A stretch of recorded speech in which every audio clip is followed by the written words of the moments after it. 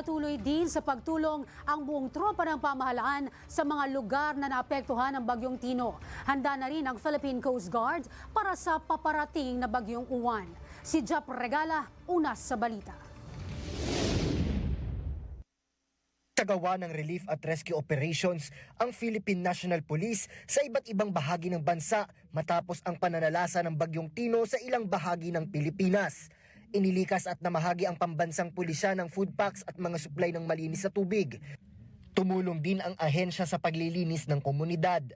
Maagap ding rumesponde ang hanay ng Marine Battalion Landing Team -9 sa mga operasyon sa Puerto Princesa City sa Palawan.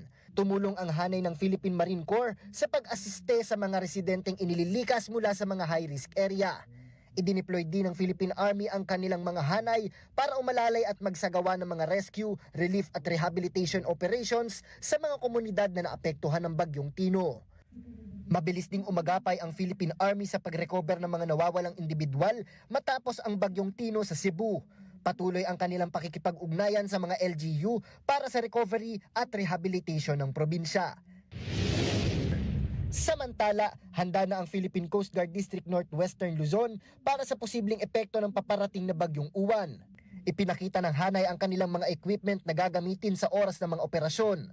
Ibinida rin ng hanay ang kanilang kahandaan, katuwang ang mga substations, operational control units at disaster response groups. Sa lalawigan ng La Union, inihanda na rin ang mga hanay ng Coast Guard Station La Union, katuwang ang Municipal Disaster Risk Reduction and Management Office para sa anumang posibleng maging epekto ng paglandfall ng bagyo.